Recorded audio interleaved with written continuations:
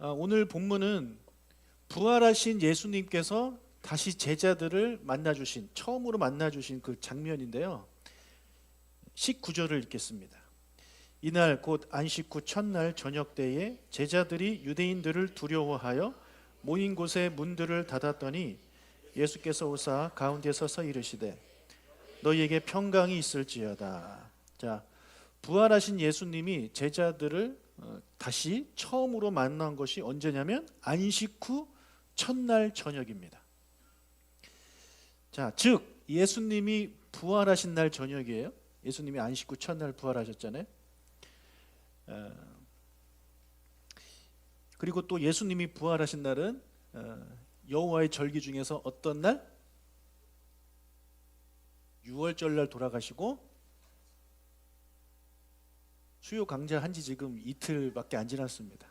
초실절, 초실절 날 돌아가셨습니다.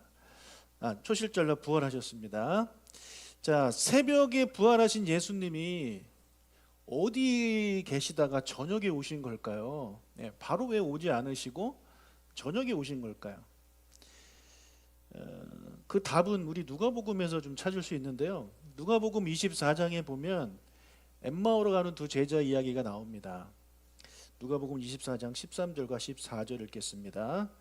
그날에 그들 중 둘이 예루살렘에서 25리 되는 엠마오라 하는 마을로 가면서 이 모든 일을 서로 이야기하더라. 자, 그날이 바로 안식 후 첫날입니다. 예수님이 부활하신 날이에요. 그날 이 두 제자가 엠마오로 가면서 예수님이 부활했다라는 그 마리아에 전해준 소식 있잖아요. 그 이야기를 하고 있는 겁니다. 그때 갑자기 한 명이 그들과 동행을 하기 시작했는데 바로 예수님이에요. 근데 이 제자들이 예수님인 줄 알아보지를 못합니다. 잠깐 이렇게 스쳐 지나가는 것도 아니고 꽤 오랜 시간 동안 함께 했습니다.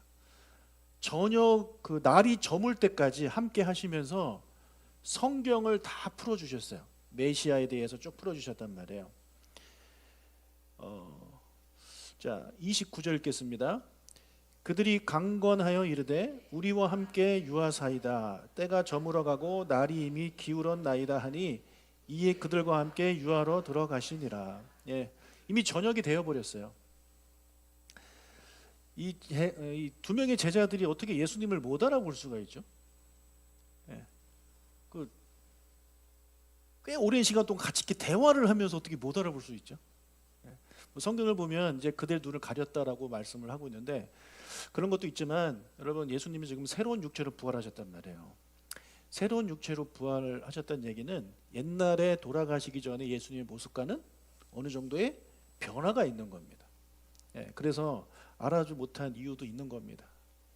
나중에 우리가 천국 가서 만나면 못 알아볼 수 있습니다. 왜요? 제가 너무 잘생기게 변화될 것이기 때문에 여러분도 마찬가지고. 자, 이 저녁 식사 자리에서 그 두 제자가 드디어 예수님을 알아봅니다. 예수님! 하는 순간 예수님이 또 싹 사라지십니다. 그래서 두 제자가 다시 놀라운 마음으로 제자들이 있는 곳으로 돌아옵니다. 우리 부활하신 예수님을 만났어. 그 이야기를 하고 싶어서 또 다시 돌아온 거죠. 그런데 그 장소에 예수님이 온 거예요. 그게 지금 오늘 본문이에요. 그러니까 지금 이 요한복음 이 본문에는 그 두 제자가 앉아 있는 거예요. 자, 오늘 본문에서 예수님이 그 모여 있는 제자들한테 몇 가지 말씀을 하셨어요. 그런데 여러분 큐티 하시면서 발견하신 분이 계실 거라고 저는 믿습니다. 예수님께서 몇 말씀 하지 않으셨는데 그 말씀 중에서 무려 3번이나 반복하신 구절이 있습니다. 혹시 뭔지 아십니까? 네, 평강이 있을지어다입니다. 평강이 있을지어다. 이것을 무려 3번이나 이야기합니다. 19절과 21절과 26절에 예수님이 그렇게 말씀하고 있습니다. 여러분 큐티 하실 때 이런 거 꼭 찾아보세요. 그냥 쭉 읽지 말고 예수님이 무슨 말씀을 반복하셨는가, 성경이 무슨 이야기를 어떤 단어를 반복하고 있는가, 그런 거 찾는 거 재밌습니다. 그래서 지금 3번을 말씀하셨어요. 평강이 있을지어다. 왜? 왜 그들한테 평강이 있을지어다를 3번이나 반복하신 걸까요? 그 이유를 또 본문에서 우리가 찾아봐야 되는 거죠. 이렇게 질문을 던지고 그에 대한 답을 찾는 게 여러분 해석이에요. 성경을 해석을 해보는 거예요, 내가. 그러면 왜 예수님은 평강이 있을지어다를 이 제자들한테 3번이나 말씀하셨는가? 그 이유를 우리가 어디서 찾아볼 수가 있죠? 저를 보지 마시고 성경을 보셔야 됩니다. 이때는 제 얼굴에 써 있나요? 성경을 보시면서 한번 찾아보는 거예요. 자, 19절에 나옵니다. 우리 방금 읽었던 19절에 보면 그 이유가 나와 있습니다. 뭐라고 써 있어요? 제자들이 유대인들을 두려워하여 모인 곳에 문들을 닫았다. 지금 제자들이 두려워하고 있습니다. 누구를 두려워하고 있어요? 유대인이요. 예수님을 죽인 사람은 로마인인데 왜 이들은 유대인을 두려워하고 있는 것일까요? 여러분, 일주일 전만 해도 유대인들이 예수님을 향해 막 호산나 외쳤어요. 그리고 환영했습니다. 근데 갑자기 이 사람들이 돌변하죠. 그리고 예수를 십자가에 못 박으라고 외칩니다. 십자가에 달려 계신 예수님을 조롱하기까지 합니다. 아마 그들 중에는 저 갈릴리에서 예수님의 기적을 여러 번 맛보고 그리고 예수님을 따라다니면서 오병이어의 기적도 경험하고 죽은 사람이 살아나는 그 현장에 있었던 사람이 있었을 수도 있습니다. 그들도 지금 6월절이기 때문에 다 내려와 있는 거거든요. 근데 그런 사람들이 갑자기 돌변한 겁니다. 예수를 향해서 죽여라, 죽어라, 죽어라. 네. 뭐 참 무섭죠. 사람이 이렇게 변하면 사람이 무서워지는 겁니다. 믿을 사람이 없게 되는 거예요. 이 제자들 입장에서는. 그리고 그들이 그 수많은 사람들이 자신을 알아보고 예수님한테 한 것처럼 로마에 넘길 수도 있는 겁니다. 저 사람은 그 예수의 제자들이다. 예수를 따라다닌 사람들이다. 그래서 예수님이 잡혀가셨을 때 그 수많은 제자들이 이미 도망간 이유가 바로 거기에 있는 거죠. 그래서 그들이 모였어요. 모여서 어디도 못 나가요. 나갔다가 사람들한테 발견되면 잡혀가거나 신고를 당할 수 있기 때문에 두려워서 못 나가는 겁니다. 그래서 어떻게 하고 있어요? 문들을 꽁꽁 닫고 있는 겁니다. 자, 성경에 문이 아니라 문들이라고 기록하고 있죠. 문이 여러 가지인데 그 문을 다 닫은 거예요. 그런 두려움을 빠진 그들에게 예수님께서 오신 것입니다. 그리고 평강이 있을지어다라고 외친 거예요. 여기서도요, 여러분, 신기하게 문이 닫혀 있는데 예수님이 들어가십니다. 이게 새롭게 변화된 의로운 육체가 가지고 있는 그런 특성입니다. 자, 예수님께서 그들에게 나타나셔가지고 평강이 있을지어다 하니까 그 예수님을 바라본 제자들이 너무 기뻤습니다. 여러분, 얼마나 기뻤겠어요. 지금 막 두려워서 벌벌 떨고 있는데 스승이 나타났잖아요. 너무너무 기쁜 겁니다. 한순간 이 마음이 놓였을 거예요. 예수님은 그들에게 다시 한번 말합니다. 평강이 너희에게 있을지어다. 평강이. 그러면서 이건 이쪽이 축복이거든요. 20절 21절 이 말씀을 하시고 손과 옆구리를 보이시니 제자들이 주를 보고 기뻐하더라. 예수께서 또 이르시되 너희에게 평강이 있을지어다. 아버지께서 나를 보내신 것 같이 나도 너희를 보내노라. 자, 너희에게 평강이 있을지어다 하고 하시고 나서 한마디 더 하시죠. 무슨 말이에요? 아버지가 나를 보내신 것 같이 나도 너희를 보내노라. 이 한마디를 더 하시는 거예요. 여러분, 여기서 뭔가 빠진 것 같지 않습니까? 아버지가 나를 보내신 것 같이 나도 너희를 보내노라. 이 문장에서 빠진 게 있지 않나요? 예? 예? 누구에게? 예, 어디로? 그 목적지가 안 나와 있잖아요. 여러분, 택배 보낼 때 그냥 보냅니까? 목적지가 있는 겁니다. 뭔가를 보낼 때는요, 목적지가 있는 거예요. 너희를 보낸다. 도대체 어디로? 어디로 보낼까요? 어디로 보낼 것 같아요? 자, 여러분, 아버지가 나를 보내신 것 같이, 여기서 우리 힌트를 얻을 수 있죠. 하나님이 예수님을 어디로 보내셨습니까? 사람들, 그냥 사람들이 아니죠. 좀 정확하게 유대인들에게. 하나님이 예수님을 유대인한테 보내셨잖아요. 그죠? 하나님이 나를 유대인에게 보내신 것처럼 나도 너희를 어디로? 유대인에게로 보내노라. 근데 지금 제자들은 누구를 두려워하고 있어요? 유대인들을 두려워하고 있어요. 너희들이 유대인을 두려워하니까 내가 이방인에게 보낼게, 이게 아니에요. 지금 너희들이 두려워하고 있는 그 유대인에게 내가 너희를 보낼 것이다.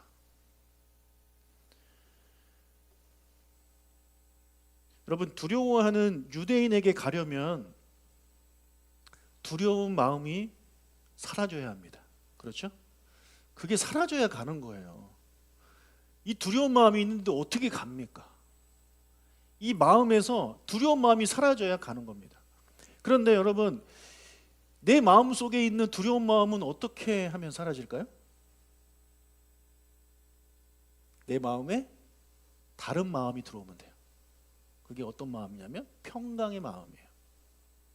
평강의 마음이 들어오면 내 마음의 두려움이 사라지는 거예요. 여러분, 내 마음의 두려움이 사라지니까 평강이 찾아오는 게 아니라 여전히 내 안에 그 두려움이 있는데 하나님이 주시는 평강이 막 들어오면 그 내 안에 있었던 이 두려움이 이제 벗어나게 되는 겁니다. 없어지게 되는 겁니다. 예. 그래서 그 평강이 그들한테 필요한 거예요.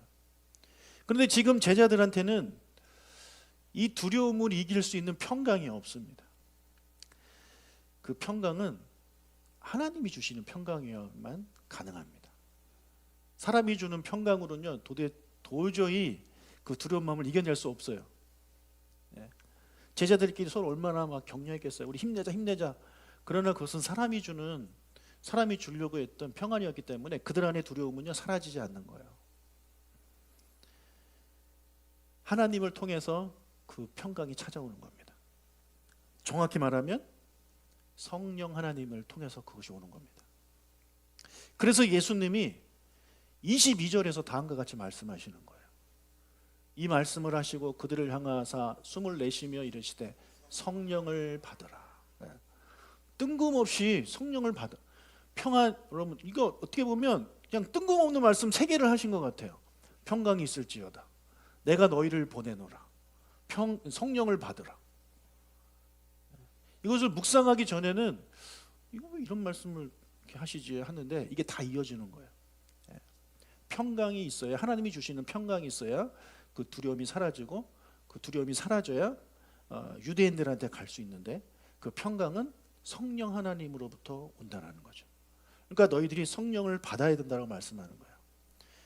여러분, 성령의 9가지 열매 웬만하면 외우시기를 축복합니다. 사랑, 희락, 화평, 오래 참음, 자비, 양선, 충성, 온유, 절제. 이거는 제가 주일학교 때 외웠기 때문에 지금까지 아는 겁니다. 이상하게 이거는 안 잊어버려요. 근데 이 9가지 열매 중에 3번째 열매가 뭐예요? 사랑, 희락, 화평, 피스. 평안도 피스, 그레이스 앤 피스, 은혜와 평강. 그러니까 성령 안에서 우리가 맺을 수 있는 열매 중에 3번째 열매가 바로 이 평강이에요. 그러니까 이 평강은요, 성령 하나님이 주시는 거예요. 너희를 유대인들에게 보내놓으라는 얘기는 그냥 가라는 얘기가 아니잖아요. 가서 뭐 하라는 얘기예요? 가서 뭐 하라는 얘기예요? 전하라는 얘기죠. 복음을 전하라는 얘기죠. 예수님도 이 땅에 오신 이유가 하나님의 나라 복음을 전하기 위해서 이 땅에 오신 거예요. 기쁜 소식을. 마찬가지로 예수님이 제자들한테도 너희가 너희들을 유대인들한테 보내겠다라고 하는 거는 그들한테 가서 기쁜 소식을 전해라. 그것 때문에 지금 예수님께서 제자들한테 말씀하시는 거 아니에요. 그러니까 이것이 그 모든 것에 이제 적용이 되는 겁니다. 나중에 사도 바울이 그도 이제 계속해서 복음을 전하잖아요.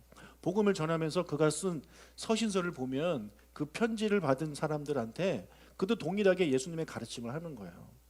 너희들도 복음을 전해야 된다. 그래서 그가 늘 서신서를 쓸 때마다 항상 등장하는 인사말이 있지 않습니까? 뭐예요? 은혜와 평강이에요. 너희에게 은혜와 평강이 있을지어다. 여러분, 우리에게 이 은혜와 평강이 필요합니다. 여러분, 하나님의 은혜를 누리시며 사시길 축복합니다. 그런데 그 은혜만 있어서는 안 되고 우리한테 평강이 있어야 돼요. 그 평강이 우리한테 있기를 원하는 거는 그냥 마음에 걱정 근심 없이 그냥 살아라. 마음이 힘들면 안 되니까 너희들이 마음 편하게 속 편하게 살면 좋겠다. 그런 마음으로 사도 바울이 그 말을 쓰는 것이 아닙니다. 예수님과 똑같은 거예요. 우리도 복음을 전하려면, 예수님의 그 사랑을 전하려면 우리 안에 두려움이 있잖아요. 그렇죠? 전도할 때 두려움이 있잖아요. 거절에 대한 두려움이 있잖아요. 예, 내가 복음 전할 때마다 가끔 싸우기도 하고 사람이 나를 싫어하고 이런 것들이 우리 안에 있지 않습니까? 거절의 상처. 그러니까 그 거절의 두려움 때문에 우리가 전도를 안 하는 거죠. 그렇잖아요. 마찬가지입니다. 그런 우리에게 그런 그 당시 초대교인들한테 사도 바울이 평강이 너에게 있을지어다라는 얘기는 지금 예수님이 제자들한테 하는 것과 같은 내용입니다. 여러분, 지금도 복음 전하는 게 참 어려운데 2000년 전에는 얼마나 더 어려웠겠어요. 그때는 정말 복음 전하는 거는요, 목숨 걸고 하는 거예요. 목숨 걸고. 지금 우리가 거절당하는 건 그냥 마음의 상처 정도로 끝나죠. 여러분, 예수님 전한다고 우리가 대한민국 안에서 순교합니까? 그렇지 않잖아요. 그러니까 우리가 복음 전하면서 겪게 되는 그런 두려움과 2000년 전에 그 초대교인들이 복음 전하면서 느끼는 그 두려움은요, 여러분, 차원이 다른 겁니다. 그래서 사도 바울은 그들에게 꼭 필요한 것은 하나님의 은혜, 하나님의 백성으로 이 세상에 살아가기 위해 하나님 주신 은혜가 필요하고, 또 하나는 그 은혜만 누리면서 살면 안 된다라는 거죠. 그렇죠? 그 은혜를 받은 자가 당연히 아직까지 그 은혜를 누리지 못하는 사람들한테 복음을 전하는 삶을 우리가 살아야 되는 거잖아요. 그게 예수님이 우리한테 명령하신 거고. 그러니까 그렇게 하기 위해서는, 복음을 잘 전하기 위해서는 우리한테 필요한 것이 무엇이냐? 여러분, 전도 폭발 훈련 받고 어떻게 하면 복음을 전할까? 이런 훈련을 받고 그래야 복음을 전할 수 있는 게 아니라 우리 안에 평강이 있을 때 그게 가능한 겁니다. 우리 안에 평강이 있을 때, 이 평강이 있을 때 복음을 담대하게 전하게 되는 거예요. 그래서 하나님께서 그런 이유로 우리에게 은혜와 평강을 주시기를 원하시는 겁니다. 왜 우리가 평강을 원합니까? 우리 그 이유를 잘 알아야 돼요. 지금까지 평강을 구한 이유가 그냥 스트레스 없이, 걱정 없이, 두려움 없이 그냥 마음 편안하게 살기를 원하는 마음으로 평강을 구했다면, 여러분, 그것은 믿지 않는 자들도 똑같아요. 그런 마음으로 마음의 평안을 구하지 않습니까? 근데 우리 그리스도인들은 다릅니다. 우리가 평강을 하나님께 구하는 이유는, 또 옆 사람한테 평강을 우리가 주기 위한 축복하는 그 이유는, 우리가 예수님처럼, 그리고 사도 바울처럼 거절당함의 그런 두려움을 극복하고 복음을 잘 전하기 위해서 필요하기 때문에 우리가 평강을 이제 전하는 것입니다. 우리 모두가 그런 평강을 누려서 끊임없이 예수님이 우리를 보내신 곳에 가서 복음을 귀하게 전할 수 있는 저와 우리 모두가 되시기를 주님의 이름으로 축복합니다. 여러분, 그런데 그 성령께서 주시는 열매 중에 하나가 이 평강인데, 여러분, 우리 안에 성령님이 계십니까? 안 계십니까? 계시죠. 그러면 여러분 안에는 두려움이 없나요? 있습니다. 왜 그럴까요? 그 이유가 뭐냐면 우리 안에 성령님이 충만하지 않기 때문에 그런 겁니다. 충만하지 않기 때문에. 자, 예수님이 돌아가신 후에 지금 부활하셨음에도 불구하고 부활하셨어. 예수님 그 부활하신 주님을 또 만났어요.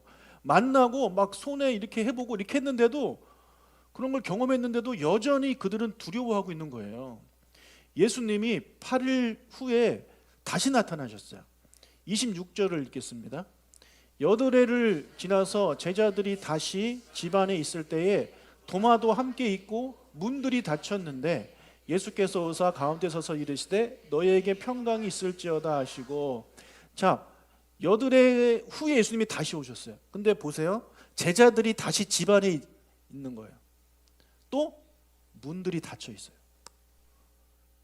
여들의 정과 지금 상태가 똑같아요. 그들이 부활의 주님을 만났고 부활의 주님의 음성을 듣고 했음에도 불구하고 여전히 그들한테는 두려움이 있는 거예요. 왜요? 아직 그들 안에 성령이 없기 때문에 그렇습니다.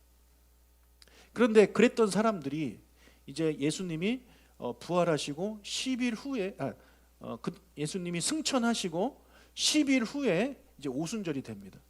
그때 성령께서 임하시죠.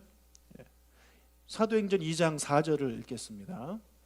그들이 다 성령의 충만함을 받고 성령이 말하게 하심을 따라 다른 언어들로 말하기를 시작하니라. 여러분, 성령의 충만이 답이에요. 성령의 충만이 있을 때 이게 가능한 거예요. 지금 이 사람들은 성령 충만하기 전에는 집 안에서 문 꽁꽁 닫고 커튼까지 치고 소곤소곤 이야기했던 사람들이에요. 근데 그들이 성령이 충만함을 받으니까 어떻게 해요? 문 열고 나갑니다. 문 열고 유대인들 만납니다. 여러분, 아직까지 유대인들이 밖에 많이 있어요. 왜요? 오순절이니까요. 3대 절기. 3대 절기라는 얘기는 이 예루살렘에 유대인들이 많다는 얘기예요. 그 유대인들에게 가서 그들이 복음을 전하기 시작합니다. 다른 언어들을 말하면서. 우리가 이 부분에서 사람들이 어디에서 은혜를 받냐면 다른 언어들로 말하는 거에 되게 은혜를 받아요. 그래서 나도 성령님이 임하셔서 영어로 막 말하면 좋겠다. 이런 생각은 누구나 다 한 번씩은 해봤을 겁니다. 여러분, 우리가 은혜 받는 건요, 저기서 은혜를 받으면 안 돼요. 영어 잘하려면 어떻게 하면 돼요? 야나도 이런 거 구독해가지고 하십시오. 정말 중요한 건 뭐냐면 성령이 임했을 때 성령이 말하게 하심을 따라 성령이 주시는 그 피스, 평강이 우리 안에 임하는 거예요. 그래서 가득 차서 우리 안에 있는 이 두려움들이 사라지는 거예요. 여러분, 이게 중요한 겁니다. 이게 성령이 충만하게 임할 때 이런 역사가 일어나는 거예요. 그러니까 그들이 나가서 복음을 전한 겁니다. 사랑하는 여러분, 우리도 마찬가지예요. 우리가 예수를 믿지만 왜 우리 안에 아직까지 그런 두려움이 있느냐? 내가 성령 충만하지 않아서 그래요. 성령 충만하지 않아서. 성령 충만해야 이 두려움이 사라지는 거예요. 그리고 복음을 전할 수 있는 거예요. 그럼 여러분, 어떻게 하면 성령 충만할 수 있습니까? 맞아요. 저거예요. 예. 성령 충만을 위해서 우리가 할 수 있는 방법은요, 뭐 크게 두 가지로 볼 수 있습니다. 그 중에 하나가 성령 충만함을 위해서 기도하는 거예요. 지금 사도행전 2장에 나오는 사람들도 성령이 오시기로 해서 계속 기도했단 말이에요. 그러니까 성령의 충만함은요, 기도로 그것이 가능해요.